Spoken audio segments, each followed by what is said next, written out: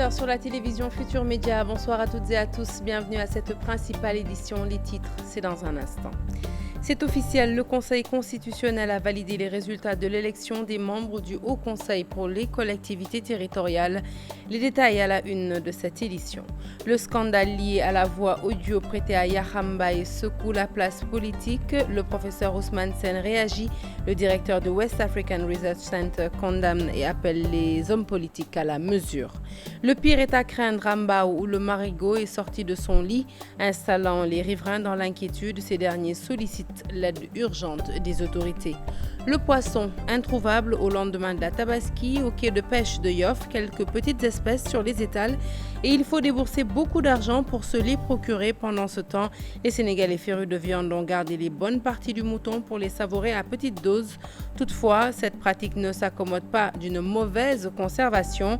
Elle exige des conditions de stock performantes, ce qui fait l'affaire des réparateurs de réfrigérateurs et autres frigoristes pris d'assaut par les ménages pour garantir la préservation de la viande. Voilà pour les titres. Le développement, c'est tout de suite.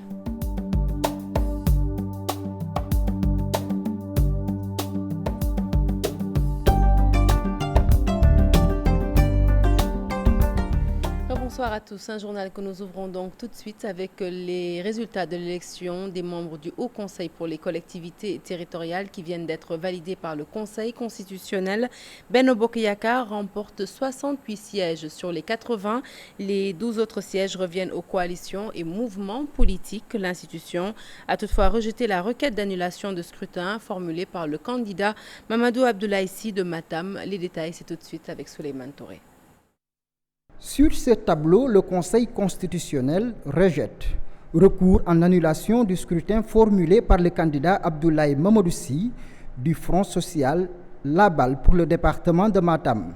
Pour le Conseil constitutionnel, le requérant n'a produit aucun élément de nature à corroborer ses allégations d'achat de conscience à l'encontre du plénipotentiaire de la coalition Benno Bokk Yakaar. Donc la coalition Benno Bokk Yakaar remporte l'élection des membres du Haut Conseil des collectivités territoriales avec 68 sièges sur les 80 à pourvoir. Une confirmation des résultats publiés par la Commission nationale de recensement de vote. La coalition Benno Bokk Yakaar battue à Dakar, Foundiougne, Birkilane, Gossas, Malem Hodar, Ziguinchor, Oussouye et Bounkiling. Alors, les coalitions et mouvements politiques de l'opposition auront 12 sièges, dont 3 pour la liste And Taxawu Dakar, grâce à ses 517 voix, suivies de la coalition Benno Bokk Yakaar, 442 pour le département de Dakar. 70 autres seront nommés par le chef de l'État pour compléter la liste des 150 membres pour le Haut Conseil des collectivités territoriales. Le scandale de la voix audio montée et prêtée à Yahambaye secoue la classe politique. Le professeur Ousmane Sène réagit. Le directeur du WARC se dit choqué par cette nouvelle attitude des hommes politiques. Il appelle ces derniers à revenir à de meilleurs sentiments et à faire preuve de retenue. Je vous propose d'écouter le professeur Ousmane Sène. Il est interviewé par Chérif Dia. Si vous prenez ma voix et vous la falsifiez et vous faites croire aux autres que c'est moi, mais ça c'est un délit. Je peux vous amener au tribunal et on peut vous enfermer. Parce que ça, c'est de la falsification. Ça, c'est condamné par le tribunal. Je crois que ces excès-là sont à éviter. C'est d'autant plus lamentable et regrettable que ces gens-là ne sont pas loin de l'un de l'autre. Ils sont dans le même parti politique. C'est dommage. Mais j'espère qu'ils tireront la leçon de cet impair et de cet errement. Je crois que j'ai donné tout à l'heure à Wolof l'image du politicien ou de l'homme politique qui va à un meeting. Vous le voyez habillé, vous avez envie de lui prendre tous ses habits. Depuis la montre, depuis les lunettes, depuis les chaussures, tout est parfait. Mais cette image extérieure de l'homme politique clean, ça devrait peut-être charrier une image positive de l'intérieur de l'homme politique. C'est-à-dire qu'il soit au-dessus de certains comportements qui traduiraient une certaine bassesse morale. Je vous l'annoncer en titre, le marigot de Mbao a déversé son trop-plein d'eau dans les maisons riveraines, mettant ses occupants dans une insécurité totale. Ces derniers craignent à présent les prochaines pluies et lancent un SOS. Écoutons Ablaye Pouy, maire de Mbao, il est au micro de nos correspondants Salif Sow et Asmalik Diop. La SICAP a eu à remblayer donc le marigot de Mbao pour faire des terrains. Moi je crois que ces parcelles-là ne peuvent pas être implantés au niveau de ce marigot. Les conséquences sont là et j'avertis ceux qui auront à acheter donc ces parcelles. Je déconseille à tout le monde de ne pas acheter ces terrains de la SICAP qui sont près du marigot de Mbao. Il y a quelques maisons qui sont déjà dans les eaux et que les maisons qui ne sont pas dans les eaux aussi peinent à donc, entrer dans les maisons ou bien à sortir de leurs maisons.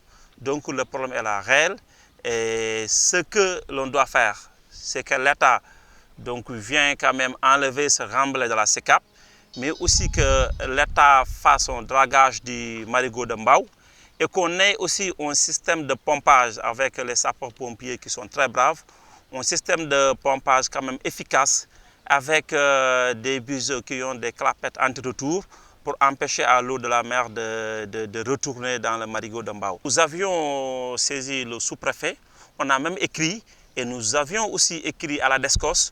Bon, en tout cas, on a mis tout le monde devant ses responsabilités. S'ils ne prennent pas leurs responsabilités, nous serons là à côté des populations pour chercher ensemble des solutions. Et nous restons dans les eaux pour parler cette fois-ci de la lutte contre les inondations en banlieue. La Grande-Bretagne vient en renfort. 13 communes vont bénéficier d'un projet intitulé Vivre avec l'eau. Près d'1 million de personnes vont tirer profit des travaux. Les principaux acteurs étaient en atelier ce matin. C'était en présence de Salif Sow. 920 000 personnes vont bénéficier du projet Vivre avec l'eau, contribue à la résolution du problème d'inondation. Une dizaine de communes de la banlieue dakaroise sont ciblées. En développant cette phase pilote, nous avons acquis des expériences. Nous avons recueilli des données qui aujourd'hui nous ont permis d'identifier des solutions durables, duplicables, en tout cas qu'on va étendre à d'autres communes de Dakar, Rufisque, Guédiawaye et Pikine. Il s'agit donc de solutions innovantes, de solutions bénéfiques à au moins 920 000 personnes qui sont établies dans ces localités-là. C'est des solutions qui concerneront l'agriculture urbaine, c'est des solutions qui concerneront évidemment les inondations, c'est des solutions qui concerneront effectivement la construction d'ouvrages de drainage des eaux, en tout cas des solutions classiques. Le projet allie activités de construction d'infrastructures d'évacuation des eaux pluviales à celle de renforcement des capacités en déchets. Bref, vivre avec l'eau, c'est vivre dans un environnement sain. Ces interventions s'accompagnent aussi de la mise en place de ce qu'on peut appeler des modèles d'affaires qui permettront de faire de l'environnement, de ces problèmes, de ces difficultés, des opportunités pour générer des revenus, créer des emplois. Le coût et la durée du projet sont à préciser par les bailleurs anglais. Ces derniers et leurs partenaires étaient en atelier de validation de la stratégie et des outils de recherche-action contre les inondations ce jeudi. Et puis, dans le Gandiol, il y a de cela 10 ans, jour pour jour, la vague de l'immigration clandestine balayait toute la partie sud du département. Dans le village de Gandiol, les parents refusent de croire à la mort de leurs enfants. Près de 40 jeunes ont quitté le village. C'était dans des bateaux de fortune pour rallier l'Espagne. Les faits remontent en 2006, un combat qu'ils mènent avec le soutien de la Croix-Rouge. Ces parents désespérés et traumatisés réclament le soutien de l'État pour retrouver leurs proches. Compte rendu signé Habib Sek et Ousseynou Diop. En 2006, la vague de l'immigration clandestine a balayé tous les villages du Gandiolé. Depuis cet événement malheureux, le village vit toujours les séquelles. Les familles sont traumatisées. On note aussi plusieurs divorces. D'autres femmes, par contre, attendent le retour incertain de leur mari.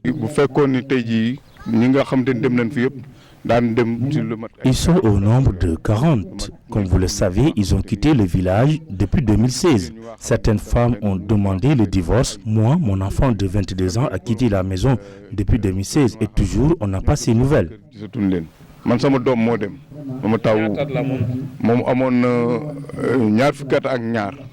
L'espoir est toujours permis pour les parents des disparus. Malgré la durée du voyage, ils sont en collaboration avec la Croix-Rouge pour continuer les recherches dans beaucoup de... La population de Gandiol a partagé avec la Croix-Rouge les données relatives à ces personnes afin qu'on puisse essayer de faire des recherches pour trouver des informations sur leur sort. Ils sont partis par des moyens très difficiles. Ils sont partis moyennant des pirogues. Depuis 2016, les familles n'ont plus de nouvelles de leurs proches. Sur le plan social et psychologique, elles vivent des perturbations. Après évaluation des besoins, la Croix-Rouge a repris les choses en main pour soulager les parents. Elle a mis en place un projet psychosocial pour aider les habitants de Gandiol. Cette évaluation donc a révélé pas mal de besoins. Et donc ce qui a conduit la Croix-Rouge à mettre en place un projet d'appui psychosocial donc, basé sur 4 volets, donc, dont les bénéficiaires sont les familles de migrants portés disparus. Et ces volets sont le... Il y a 10 ans, jour pour jour, les habitants du Gandiolais vivent dans la douleur et la tristesse. Mais n'empêche, ils croient toujours au miracle pour retrouver les dizaines de migrants qui ont quitté le pays il y a juste une décennie. Parlons de tout à fait autre chose à présent. L'amende de 13 milliards infligée à la Sonatel vient d'être réduite à 1,5 milliard, une décision prise par le collège des délégués de l'ARTP que le directeur de cabinet du ministre des Télécommunications approuve. Malick Ndiaye s'est exprimé en marge d'un atelier de validation du document de partage de Sénégal numérique 2025, un document qui à terme devrait placer le Sénégal parmi les pays les plus avancés en termes numériques. Fatou Bintou Conté, Léa Niafouna pour les détails. L'amende de plus de 13 milliards que l'autorité de régulation des télécommunications et des postes, la RTP, avait infligée à la Sonatel a fondu comme du beurre au soleil. Finalement, la société de téléphonie ne devra payer que 1,5 milliard. Une décision du collège des délégués de la structure que le directeur de cabinet du ministre des Télécommunications trouve normale. La première décision a été prise par le collège sur la base des informations dont il disposait pour appliquer la sanction, pour appliquer une sanction. Cette sanction a été prise. La loi permet également à celui qui est sanctionné de faire un recours auprès de celui qui a fait cette sanction-là en lui donnant des informations complémentaires. Et l'ensemble de ces informations ont été analysées par le collège de régulation qui est revenu sur cette décision-là en motivant, si vous regardez la décision, vous verrez que tout est motivé. Lors de la validation du document de stratégie Sénégal numérique 2025, Malick Ndiaye révèle que le Sénégal occupe une bonne place dans l'accès à l'Internet comme à la téléphonie dans la sous-région. Que le Sénégal occupe une place très importante dans le classement régional au niveau du numérique. Et le Sénégal aujourd'hui est le premier pays africain où la contribution de l'Internet dans le PIB est le plus élevée. Donc nous dépassons même certains pays du Nord. Beaucoup de lenteurs sont notées dans la 4G. Le directeur de cabinet estime que cette nouvelle technologie nécessite un énorme financement. Il faut savoir que c'est une nouvelle technologie qui nécessite des investissements. Et vous savez que la licence a été accordée il y a juste quelques mois et le déploiement des services de la 4G vont se dérouler sur un certain nombre d'années. Il est prévu que le Sénégal soit couvert à 65% de la population dans les 5 prochaines années et à, disons, 90% de la population d'ici une dizaine d'années. Avec ce nouveau système mis en œuvre par le Sénégal, beaucoup d'avancées vont être notées dans le domaine du numérique. Et puis, vous l'avez sans doute expérimenté, lendemain de Tabaski, le poisson introuvable sur les marchés, au quai de pêche de Yoff. Quelques rares pêcheurs sont partis en mer. Les petits détaillants aussi vivent difficilement cette période, seules quelques espèces sur les étals. Et il faut débourser beaucoup d'argent pour se les procurer. Maimouna Ndiaye a fait le marché, reportage. Il fait partie des rares pêcheurs à partir en mer en cette matinée. Cheikh Diouf court derrière la dépense quotidienne. Il part à l'aventure, pêche incertaine. La pêche n'est pas bonne ces derniers jours. Beaucoup de pêcheurs sont encore chez eux. Ils se reposent. Mais moi, j'ai des contraintes. Durant cette période, quelques espèces font leur apparition. Une situation qui s'explique par une mer agitée. Certains pêcheurs se disent prudents. La mer est très agitée aujourd'hui. Pour le moment, je ne pêche que des espèces communément appelées en Wolof, Sompat et Yawal. J'ai fait 1 à 2 km. Ce n'est pas sûr. Je peux me limiter à Djamalai.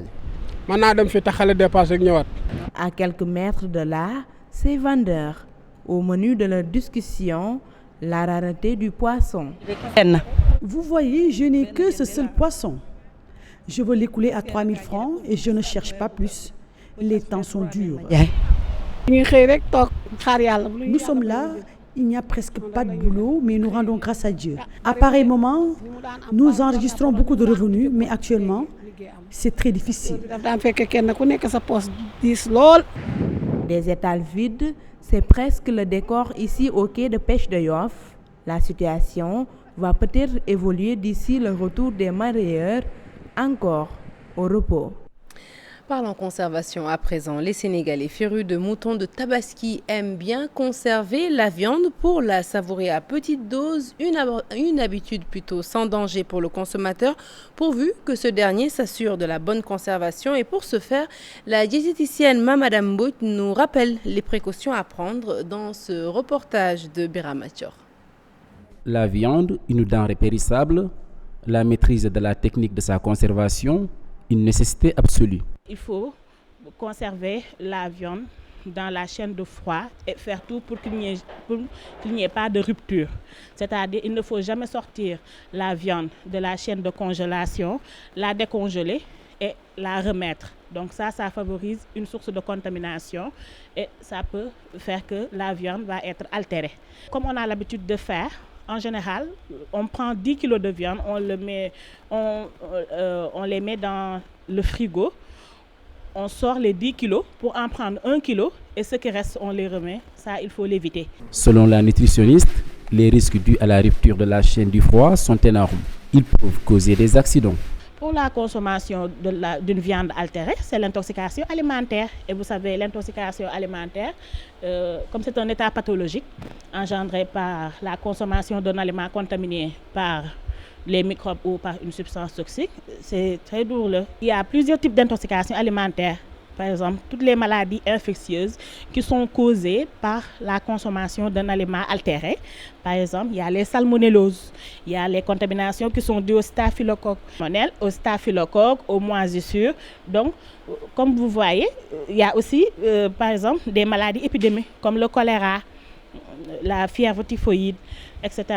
Mais en général, les salmonelloses, ce sont des intoxications alimentaires qui sont causées par la consommation de viande altérée. Et il y a des salmonelloses qui tuent. Parce que les maladies en général infectieuses, ce sont des maladies mortelles. Bien conserver la viande, une obligation, car la santé n'a pas de prix. Et bonne conservation de la viande de Tabaski oblige les réparateurs des réfrigérateurs et congélateurs se frottent les mains au lendemain de la fête. La préservation de la viande de mouton s'impose, vous venez de le voir, pour les ménages qui veulent garder la viande pendant un certain moment. Nos reporters ont rendu visite à quelques réparateurs dans la capitale. Cheikh Hassan Afal, Tierno Laurent Mendy pour les détails. Des moteurs usés, des difficultés liées au chauffage et gaz, les réparateurs de congélateurs et réfrigérateurs n'ont pas chômé après la Tabaski, s'afférant dans la réparation de diverses pannes. On rencontre le plus souvent des problèmes de fuite de gaz, de condensateur, de compresseur. Ce sont les cas les plus fréquents. Des fois, c'est des problèmes de rouille, de fuite de gaz, parce que lorsqu'on fait beaucoup de réfrigérateur, la chaleur qui est en masse pose des soucis. Des problèmes techniques liés à l'entretien, des propriétaires qui négligent souvent ces appareils. La majeure partie des propriétaires gardent leurs appareils et ne les utilisent que durant les fêtes telles que la Tabaski. C'est ce qui pose des fuites. Le réfrigérateur est complètement, il doit respirer. C'est pourquoi si on le surcharge, il s'arrête et cause des problèmes au moteur. Ces professionnels du froid disent avoir réalisé un bon chiffre d'affaires, même s'il est inférieur à celui des années précédentes. Sincèrement, ça va parce que comparé aux années précédentes, on a fait un bon chiffre d'affaires. Vraiment, on se plaint pas. Non, chaque année, franchement, chaque année. À un mois de la Tamkharit, ces frigoristes se muent en sauveteurs pour un couscous rempli de morceaux du bélier de la Tabaski passée. Et puis 72 heures après la fête de Tabaski, le marché des HLM, à l'instar d'autres marchés de la capitale, tout simplement méconnaissable. Des ordures enjonchent toutes les artères. Difficile pour les occupants de cohabiter avec ces détritus qui dégagent une odeur nauséabonde. La municipalité annonce la fermeture du marché jusqu'à dimanche et prie les commerçants de bien vouloir se plier à la mesure. Chartidiane Dion. Ces images renseignent sur l'état d'insalubrité du marché des HLM à quelques jours après la fête de la Tabaski. Les déchets plastiques mélangés aux ordures ménagères et aux eaux pluviales des dernières 72 heures. Sur les lieux, il est difficile de respirer correctement. L'air n'est pas agréable à respirer. Nous demandons au maire de nous venir en aide en évoquant toutes ces ordures.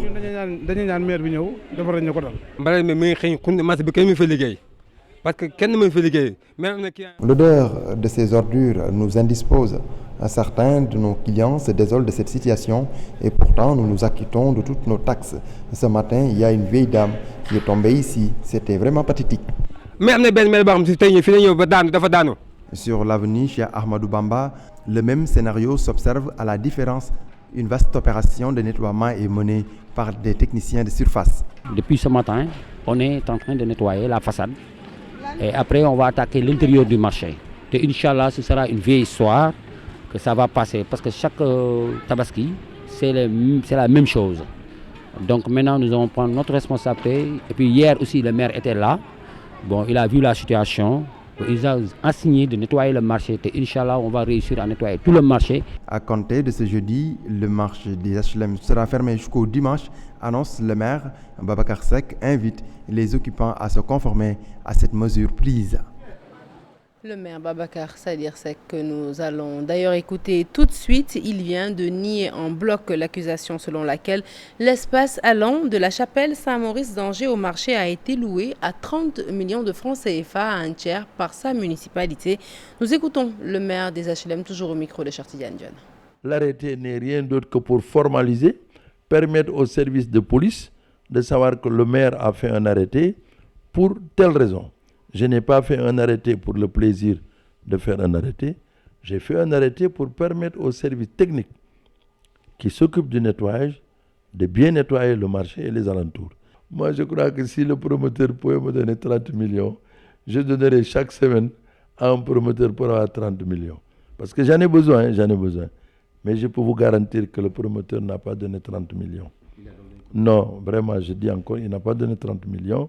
Il a un papier par devers lui. Vous irez le voir, il vous remettra peut-être le papier, parce qu'on n'a rien à cacher dans ça. Vous savez, il faut qu'on avance. Ça, c'est des petites choses. Depuis que je suis ici, j'ai refusé toute organisation sur cette voie-là. Si j'ai permis qu'on ait fait cette foire, c'était pour entretenir le lieu. Et puis, il n'y a rien de surprenant. Quelques informations en sport avant de boucler cette édition. La première concerne le classement FIFA du mois de septembre. L'équipe nationale du Sénégal de football gagne 2 places au niveau mondial et 1 place au niveau africain. 39e mondial, les Lions sont désormais 3e africain derrière la Côte d'Ivoire et l'Algérie. Le podium mondial est occupé par l'Argentine suivi de la Belgique et de l'Allemagne. Éliminatoire Cannes 2016 de beach soccer, le Sénégal accueille le Cap-Vert ce dimanche pour la manche retour de leur compétition. Le succès à l'aller n'empêche pas à la tanière de prendre au sérieux ce match. Les Lions veulent donner un signal fort en vue de la prochaine Cannes. Reportage Chersade Boudiara, Pafaragning et Diafaraba. L'équipe nationale du Sénégal de beach soccer ne veut pas de mauvaises surprises lors du match retour face au Cap-Vert. Malgré sa victoire à l'aller 7-2, elle ne prend pas cette rencontre avec légèreté. Le match n'est jamais gagné à l'avance. Le match, c'est, comme on le dit, le match du Cap-Vert, on l'a oublié depuis qu'on a joué à l'aller. Donc nous, on se prépare sereinement. On n'est pas les favoris pour dire que oui, on est là pour jouer. D'autant plus que l'entraîneur, à la fin du match au Cap-Vert, nous a dit que je ne vous connaissais pas. Donc il nous a lancé un défi. Donc c'est à nous de préparer. Maintenant, je vous connais. Et au retour, attendez-moi, je reviens fort. Donc c'est à nous de retravailler. Il reste à finir le travail ici à Dakar. Certes, on a eu là-bas, on a marqué 7 buts. Donc il nous faut confirmer ici. Sénégal-Cap-Vert, outre la qualification à la CAN en jeu, la confrontation renferme d'autres enjeux pour la tanière. On a beaucoup de choses quand même à prouver sur cette plage-là. Ce sera une première pour l'équipe nationale du Sénégal, au moins de jouer un match officiel ici à Dakar. Certes, les gens ont eu quand même vraiment l'habitude de nous voir à la télé. Maintenant, ils auront devant eux l'équipe du Sénégal. C'est un message que je lance à l'endroit de la population pour dire vraiment de venir très nombreux quand même supporter cette belle équipe du Sénégal de beach soccer. Les Lions sont prêts, selon leur sélectionneur qui se réjouit du retour de l'étranger d'un de ses attaquants. On est en train de faire une séance tactique et technique, quoi. Donc pour l'instant, il n'y a rien à signaler pour le groupe, tout le monde est là. Dieu merci. Perdu un de nos avant-centres qui est parti en Égypte, Raoul Mendy. Il n'était pas parti du groupe. Et après, à son retour, c'est Baldé qui part et lui qui revient. Donc c'est un changement de poste pour poste. Là, il n'y a pas de problème.